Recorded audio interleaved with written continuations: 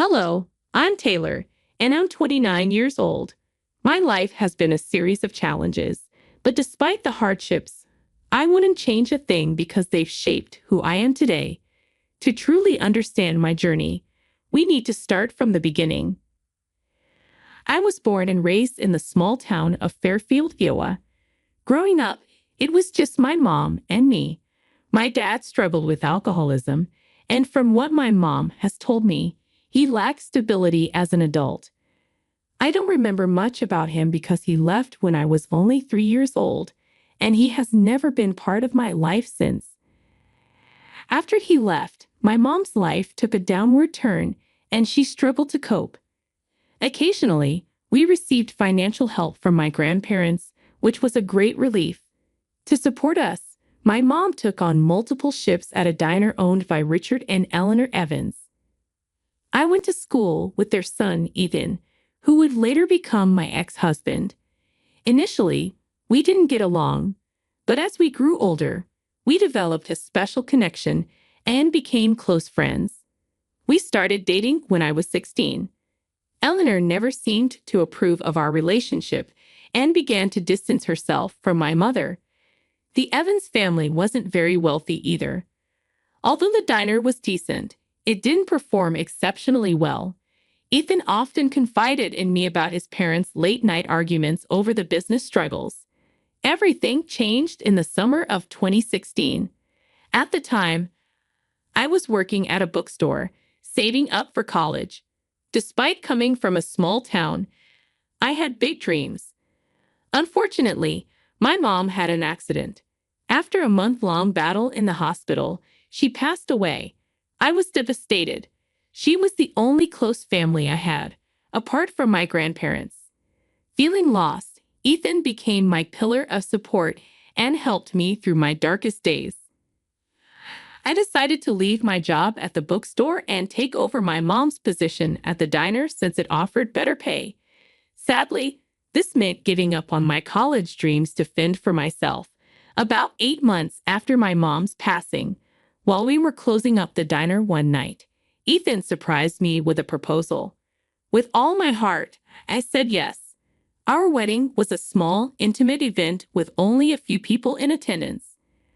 After the wedding, I moved in with Ethan and his parents. However, something always felt off.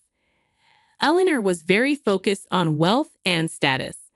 I remembered my mom telling me how Eleanor dreamed of the diner flourishing and finding a prestigious match for Ethan, a girl from a wealthy family or a prestigious college graduate. It was surprising to learn that Ethan's parents, especially Eleanor, were supportive of our marriage. At the time, I was preoccupied with my own grief and didn't think much about it. Despite being aware of our relationship, Eleanor indirectly expressed her belief that her son deserved someone of higher standing. One day, when the diner was busy, Ethan's friend Miles came to visit. I was in the back doing inventory when I overheard snippets of Eleanor talking with Miles and his new wife, Sheila. As I made my way to the front to say hello, Eleanor rushed me away without even introducing me properly. After they left, Eleanor and I had an interesting conversation. "Well, that was Miles," I started. "Yeah, I've heard about him. He recently tied the knot, huh?" "Oh, indeed. He married Sheila. She's an absolute gem, you know. Fantastic upbringing and all. Both her parents are top-notch doctors down in Orlando. She's quite a remarkable woman herself, practicing law. Impressive, really. A catch like her is what any man dreams of. Lucky guy, that Miles. I wish my Ethan had that kind of luck." "What do you mean?" "Well, you know how it is. Sometimes I just wish he would have found someone who's, well, more put together. Like Sheila.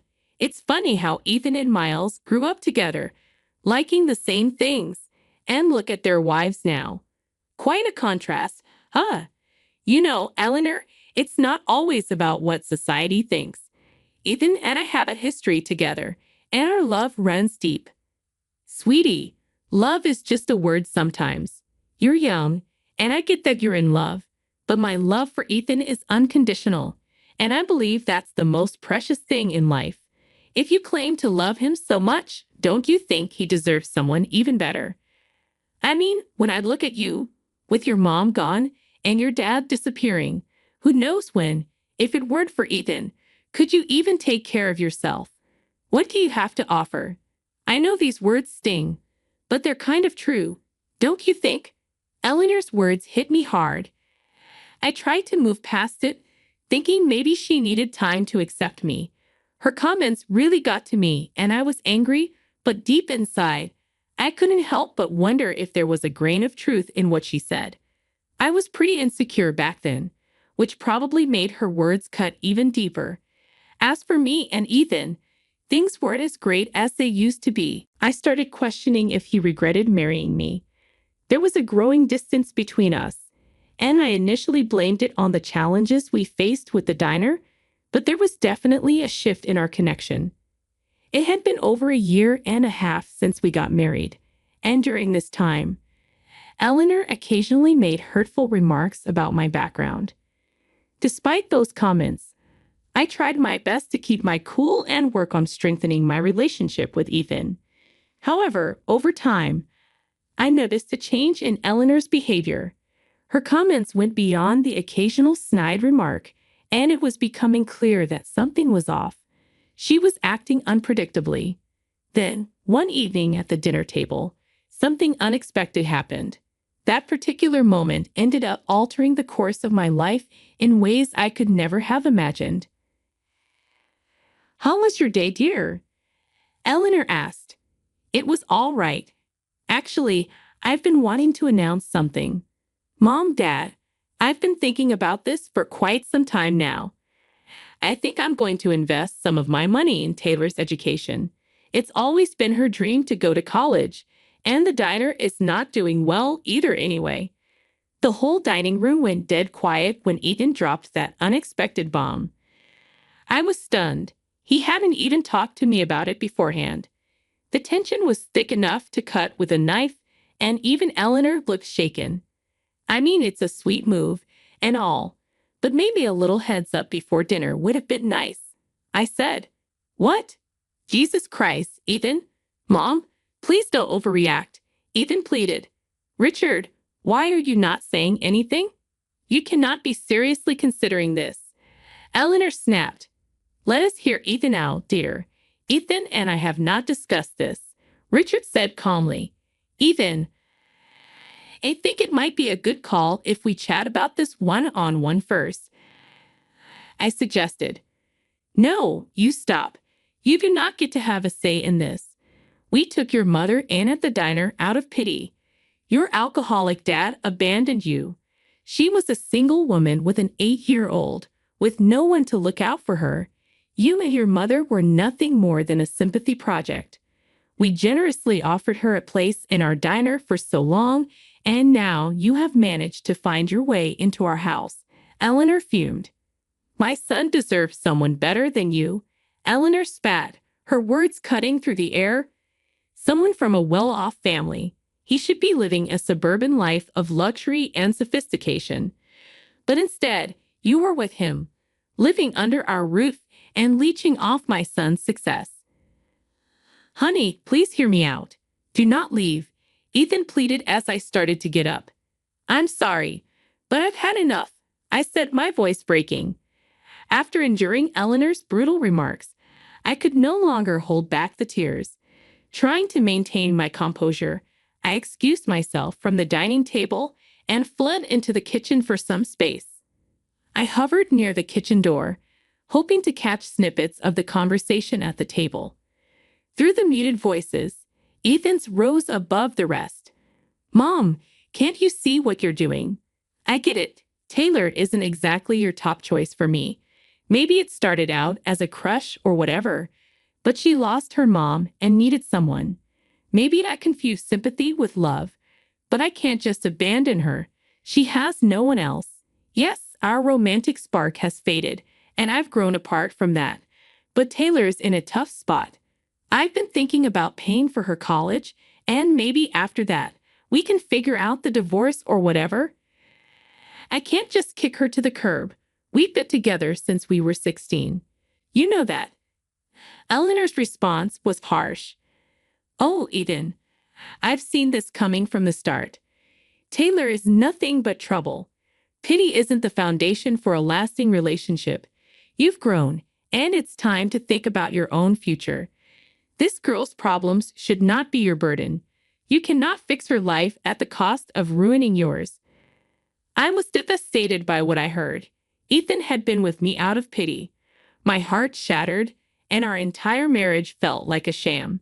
At that moment, I knew what I had to do. I had to give him the divorce he seemed to want. I made a bold choice to follow my dreams, which led me straight to Los Angeles. I figured I had nothing to lose. I rented a small one-room apartment, setting up shop on a basic mattress, and relied on my writing experience to score a job at a restaurant to jumpstart this new chapter in LA. After some hustling, I landed a job at a restaurant and got into the rhythm of living paycheck to paycheck. In a few months, I earned a promotion to work directly under the restaurant manager. Life started to improve. I wasn't just scraping by anymore. My hard work and skills were earning recognition. I eventually dove into the world of high-end hotel management, working at places that rolled out the red carpet for A-listers. As my career grew, so did my lifestyle. I traded my simple apartment for a lavish house. After the heartbreak with Ethan, I had lost all hope in love. But then Harry walked into my life. We met at my friend Alice's extravagant birthday party on a yacht. Harry had a magnetism about him and made me feel comfortable right away. He treated me with genuine respect, making me feel like a legitimate part of his world. He was a big shot in the LA finance scene, and his family was incredibly wealthy, with his dad, Mr. Johnson, being a billionaire. Fast forward to our wedding day. We tied the knot at a stunning vineyard in Los Angeles. Just last month, we celebrated our first anniversary. I'd be lying if I said I didn't think about Ethan and his family during this time. While I was hustling to make a name for myself, Eleanor's words still echoed in my mind. Had this constant urge to prove to her that I could be successful on my own terms and that it was her son who let me down. Life indeed surprises us in countless ways, and it certainly did surprise me last weekend when my father-in-law hosted a soiree at their sprawling mansion in Bel Air. As I mingled at the party, my gaze locked onto someone across the room, and my heart went into overdrive. There, serving food, stood an elderly woman who bore a striking resemblance to Eleanor. My mind struggled to comprehend the possibility of her being here. Excusing myself from the company, I made my way to the lady. And yes, it was her. "Hey, Eleanor." "Hey, stranger. It's been a long time." "It has. What are you doing here?" "I'm doing a whole catering thing now. Can you believe it? Rubbing shoulders with all these high-profile folks." "Well, congrats on that, Eleanor." "Thanks, but honestly, you've got a part in this. We might not have come this far if we were still dealing with some old holdbacks." Pretty bold statement. I've always wanted what's best for the family. Sure thing. We shut down the old diner and leaped into the catering world. Even came up with the idea, and surprise, it's turning out to be a pretty profitable deal. Now we're crisscrossing the state catering to all sorts of events and fancy clients. We were in Glendale a few nights ago when Mr. Johnson asked us to cater for his party. You know I never wished any ill will towards you, so I genuinely hope you're doing well. How's Ethan? Better than he used to be. Oh, and here's the kicker. Ethan has moved on with his love life and snagged himself a new girlfriend. Usually, he accompanies me on these trips, but this time he's off to Hawaii with her. She's a real delight to have around. Gorgeous. Like a living doll. She just seems perfect for my kid. Good for him, Eleanor. By the way, what are you doing here? Who called you here? I'm sorry, but you are too poor to be here. You haven't changed at all, have you? Forget about me. Look at you, still trying to get your way around the rich. Old habits die hard, sweetheart. You will always be that girl from Fairfield, the one with nothing to offer. I'm here because I belong here, just like anyone else. No one called me. I came here with Harry, my husband, and also Mr. Johnson's son. Eleanor's face displayed a look of shock, but she played it cool and mean as always. Don't think he will stick around forever. People like you never stay for long. Eventually, he will see that he deserves someone better, someone from his world. Harry is just naive. You have no idea how far I have come. Have a name in the hotel industry now? And never mind, you know that your wealth does not define you just as my past does not define me. I've worked hard to build a life for myself, and I'm proud of where I stand today. Well, aren't you full of yourself? You may have managed to climb the ladder, but you will never truly fit in with people like us. You will always be an outsider. You know, I used to think that way too. But I have learned that truly belonging does not come from material possessions or social status. You've certainly grown bold, haven't you? Well, we will see how long that lasts. I have seen it all before. It is good that Ethan got rid of you. If you want to delude yourself, go ahead, but do not expect me to change my mind about you. I was all set to deal with Eleanor and show her I meant business, but suddenly, the sound of a spoon hitting a glass stole the spotlight. Ladies and gentlemen, if I may have your attention, please. Tonight, I stand before you with a lot of pride and joy in my heart. It is a momentous occasion as I pass on the torch of responsibility to the next generation. My son, Harry. I gave Harry a quick look, and our eyes connected for a second. I smiled at him, and I'm proud of you smile. His dad had just handed him a whole business, making it his day to remember. It was his special day, and I was determined not to let anyone from my past mess with the great thing I had going on at the moment. Taylor, my dear daughter-in-law, you have shown us the true meaning of strength and resilience. From the very moment I met Taylor, I was captivated by her tenacity, dedication, and unwavering commitment to her dreams. Her journey from a small town to the chaotic city of Los Angeles has impressed me. She is a remarkable young woman who has not only touched my son's heart, but also brought immense joy into our lives. Tonight, we celebrate not just the passing of the torch to my son Harry, but also the recognition of Taylor's extraordinary talent and potential. It is with absolute delight that I announce Taylor will be taking charge alongside Harry as a key leader in our business. It was my I made it moment. Having Mr. Johnson, the big shot behind this business, acknowledge me and hand over such a huge responsibility meant the world. With everyone clapping and cheering, Harry made his way to me, leaned in, and gave me a sweet peck on the cheek. You deserve this as much as I do. I love you, baby. Cheers to us. I love you too, I replied, feeling the warmth of his words. In the midst of all the excitement, I couldn't shake the conversation I'd had with Eleanor earlier. With this huge announcement, I was itching to see her reaction. I scanned the room and found her. Hey, Eleanor, I said, approaching her.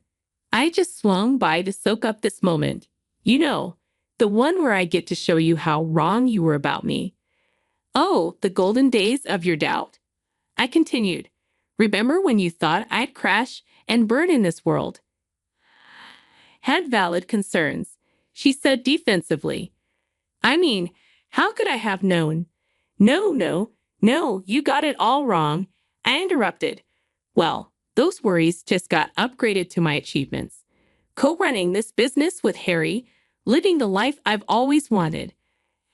I didn't level up for your approval, but I can't deny that it's pretty satisfying watching you squirm. A hint of satisfaction crept over me as I saw the jealousy written all over her face.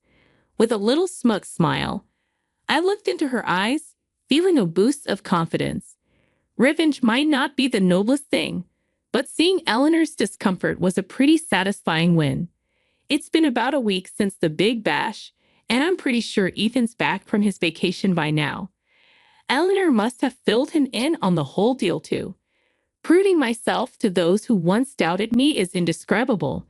It's a reminder that you never know what someone's really made of and that even the biggest skeptics can be proven wrong. With Harry right by my side, we're juggling not just one but two businesses for the Evans and the Lears. As for me, let's just say I'm living life to the fullest, rich in every sense of the word.